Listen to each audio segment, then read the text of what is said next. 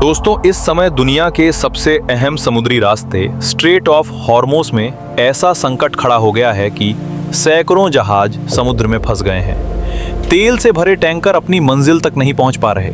कई देशों की सप्लाई चेन रुकने की कगार पर है और बड़े बड़े देश अपने जहाज तक बाहर नहीं निकाल पा रहे। लेकिन इसी भारी तनाव के बीच भारत ने चुपचाप एक ऐसा कदम उठाया है जिसने दुनिया को चौंका दिया है। रिपोर्ट्स के मुताबिक जहां कई देशों के जहाज अभी भी इस रास्ते में फंसे हुए हैं, वहीं भारत अपने 2 जहाज सुरक्षित इस रास्ते से निकाल चुका है।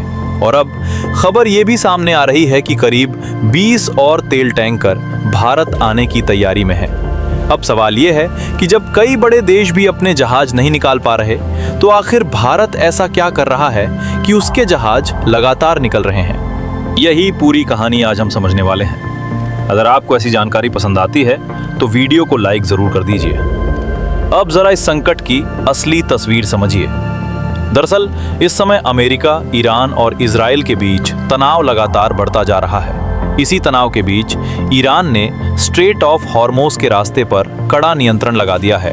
ये वही समुद्री रास्ता है जिससे दुनिया के सबसे ज्यादा तेल टैंकर गुजरते हैं। और जैसे ही ये रास्ता प्रभावित हुआ, दुनिया के कई देशों के जहाज अचानक संकट में फंस गए। सऊदी अरब, संयुक्त अरब अमीरात, कुवैत, कतर और इराक से तेल और गैस लेकर निकले जहाज इसी इलाके में रुक गए हैं। इनमें से कई जहाज भारत, चीन, जापान और दक्षिण कोरिया की तरफ जा रहे थे।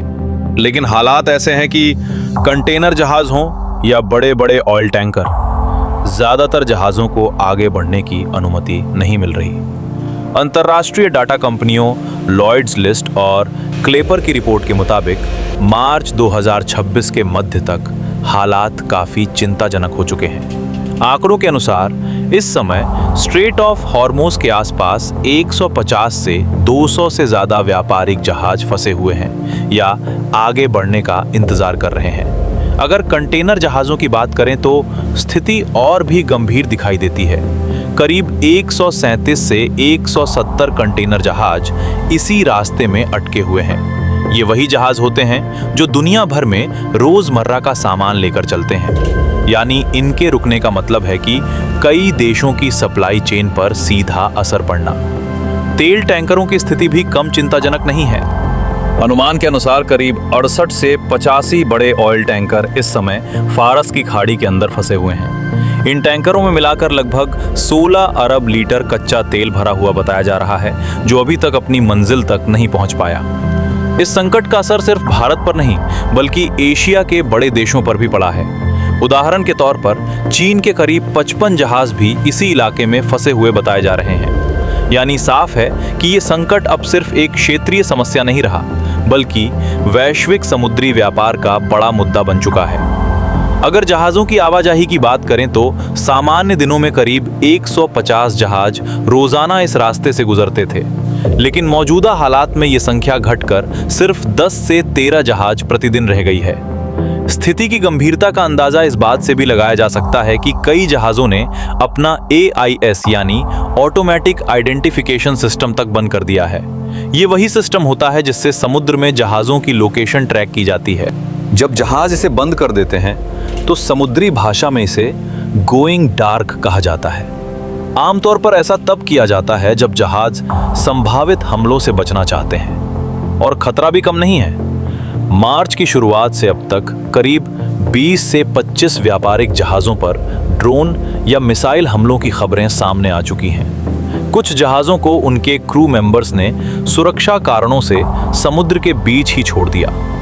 इसी तनाव की वजह से कई अंतर्राष्ट्रीय बीमा कंपनियों ने इस इलाके में जहाज़ों का बीमा देना बंद कर दिया है या फिर प्रीमियम बहुत महंगा कर दिया है। यानी इस रास्ते से गुजरना अब जहाज मालिकों के लिए बेहद जोखिम भरा हो गया है। लेकिन इसी मुश्किल समय में भारत ने कूटनीतिक स्तर पर तेजी से काम करना शुरू कर दिया। दरअसल भारत और ईरान के बीच रिश्ते काफी पुराने और मजबूत हैं। ऊर्जा व्यापार हो, रणनीतिक सहयोग हो या फिर चाबहार पोर्ट प्रोजेक्ट, दोनों देशों के बीच लंबे समय से सहयोग रहा है। एक समय ऐसा भी था जब भारत अपनी कुल तेल जरूरतों का करीब 10% तेल ईरान से खरीदता था। इन्हीं मजबूत रिश्तों का असर अब इस संकट में भी दिखाई दे रहा है। रिपोर्ट्स के मुताबिक भारत ने बातचीत के जरिए अपने 2 जहाज सुरक्षित इस रास्ते से निकाल लिए हैं और अब भारत सरकार और ईरान के बीच करीब 20 और भारतीय जहाज़ों को सुरक्षित निकालने को लेकर बातचीत चल रही है। भारत के लिए स्ट्रेट ऑफ हॉर्मोस सिर्फ एक समुद्री रास्ता नहीं है, ये भारत की ऊर्जा सप्लाई और व्यापार की सबसे अहम लाइफलाइन है। भारत को खाड़ी देशों से आने वाला ज्यादातर कच्चा तेल और एलपीजी इसी रास्ते से मिलता है। साथ ही इसी मार्ग से भारत को पेट्रोकेमिकल्स, उर्वरक के कच्चे पदार्थ और कई औद्योगिक सामग्री भी मिलती है। दूसरी तरफ भारत भी इसी समुद्री मार्ग से खाड़ी देशों को चावल, दवाइयाँ, इंजीनियरिंग सामान, कपड़े और पेट्रोलियम प्रोडक्ट्स भेजता है। खास तौर पर बासमती चावल और भारतीय दवाइयों का निर्यात खाड़ी देशों के लिए बेहद महत्वपूर्ण माना जाता है। यानी साफ है कि स्ट्रेट ऑफ हॉर्मोस भारत के लिए सिर्फ एक समुद्री रास्ता नहीं, बल्कि एक बड़ा रणनीतिक कॉरिडोर है। इसी वजह से भारत ने तुरंत कूटनीतिक स्तर पर सक्रिय होकर अपने जहाजों को सुरक्षित निकालने की कोशिश शुरू कर दी और अब खबरें ये बता रही हैं कि अगर सब कुछ ठीक रहा तो जल्द ही 20 और टैंकर जहाज भारत पहुंच सकते हैं। अब देखना यह होगा कि क्या ईरान भारत के बाकी जहाजों को भी इसी तरह अनुमति देता है या फिर हालात और ज्यादा कठिन हो जाते हैं। आपको क्या लगता है, क्या भारत के बाकी जहाज भी सुरक्षित इस रास्ते से निकल पाएंगे? अपनी राय कमेंट्स में जरूर बताइए और अगर आप दुनिया की ऐसी ही बड़ी खबरें समझना चाहते हैं, चैनल इंडिया ट्रेड पल्स को जरूर सब्सक्राइब करें, वीडियो को लाइक करें और अपने दोस्तों के साथ शेयर करें। जय हिंद।